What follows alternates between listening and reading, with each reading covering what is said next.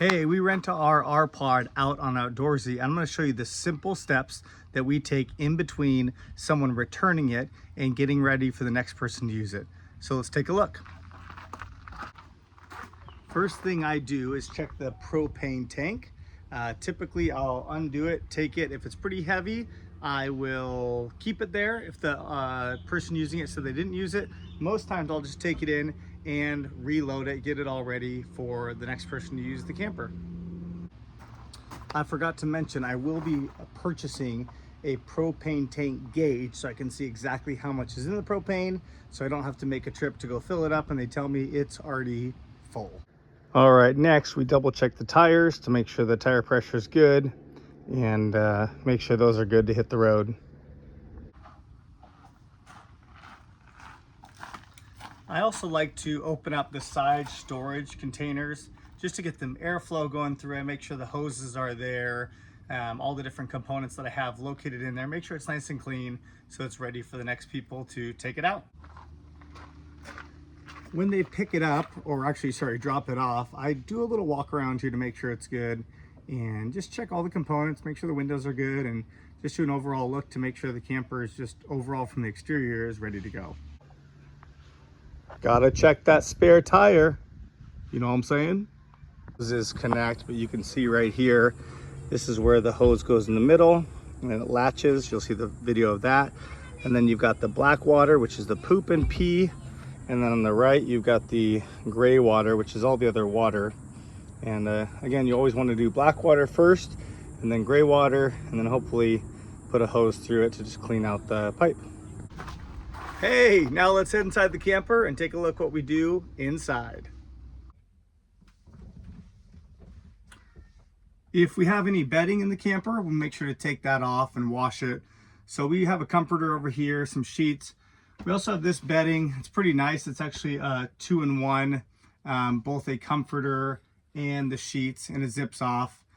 We also have a sheet underneath that protects the mattress. We don't take that off in between, but we make sure to wash all of the sheets that they use. And then we ask the next people, hey, what do you want to use? What do you want us to have out for you? And we make sure that it's ready to go. We also have a rug. We don't wash that necessarily every time between uses. I just make sure that it's really looking nice and clean. I also sanitize every single surface, including this whole area, the stovetop, and the sink. We just use some Amazon Basics disinfecting wipes. Pretty cheap, and they do the job. If there's any smoke smell in the camper, I'll use some sort of air sanitizer in between uses to make sure the air is smelling nice and clean. We also have another sanitizer that I'll try to find to show you. It's more of a charcoal smell cleaner, so that it's nice for the next people. This is, again, Amazon Basics gel odor eliminator. Works great. I open up, sanitize the fridge, and I leave it open for a day or two just to get any smells out that might have been there from the food that was previously there. We're also going to take off all the sheets over here and make sure they get all cleaned, as I mentioned before.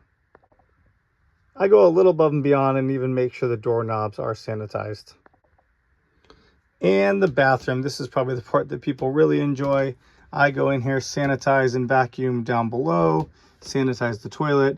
You can see our sign fell down, so I got to put that back up. I also make sure, if we can get some light in here, perfect. I make sure to have some full toilet paper on here, make sure the hand sanitizer is full as well. I'll also go through each of our cabinets, which have the labels of what's inside, and I'll make sure that that's all in there for the next person who's going to come through. And then usually the final thing I do is just sweep the floors and make sure it looks nice and clean. Again, I want people to walk in and look and see, wow, they really take care of this camper, and we're excited about that. Also super random, but in my previous video, this was missing, and I had a friend of mine who actually rented the camper who built or scanned this one and made a new 3D printed model, and it hooks on great. I could not find this anywhere, and so thank you. You know who you are. I won't give you a shout out in case you don't want your name out there, but thank you so much for helping me. I'll just call him D, for putting that on there. So now, the number one question I get from people is not, should I get an R pod or tell me about your R pod? Everyone is interested in us renting this out. How much do we make? How long does it take? Specifically with Outdoorsy, how is insurance covered? Is it worth it? How many people are booking it? We just started putting this on Outdoorsy a couple months ago, and so I'll be putting together a video in the future that's going to go through some of those numbers and maybe give you some information on whether you should do what we do. We have a side lot to put our camper, which makes it really practical for us. That's going to be one of the things, is you want to make sure you can easily have people drop it off. You can easily get to it, make sure to turn it over, to clean it. We used to have a pop-up camper, as many of you guys know. We did not rent that out because of how tricky it would have been to pop it up and pop it down. And there's so many moving parts of the pop-up camper. We were nervous about people using it and breaking something. Although I have a buddy of mine who does it, and he makes a good side income on it, and he's able to repair those things on his own, but not us. And so that's why we like the R-Pod. So I'll have that video coming out here in a little bit, but hopefully this was helpful just as you think about, should we rent out an Outdoorsy? They've been awesome. They're not a sponsor of this video. If they reach out to me, I would be happy to use them as a sponsor, because they are awesome. Their customer service is great. They have great insurance on there. Very good background check on people as they're jumping in to use the camper. Not like a little background check, but it seems like the people we've had have been super just nice people, and they go through a whole process to make sure they're renting out securely and have their driver's license and all that information. So again, Outdoorsy, if you're watching this, I'd love to be sponsored by you, but I am not officially sponsored, but we will continue to use Outdoorsy and hopefully pay off this camper. We paid cash for it, but we're trying to recoup that money in the first couple of years, and then we'll be just profit after that. So hopefully you have a great day, and if you have any questions, just reach out. All right, happy camping. I forgot to mention that after everyone brings the camper back, I always ask, hey, was there anything that broke or any issues?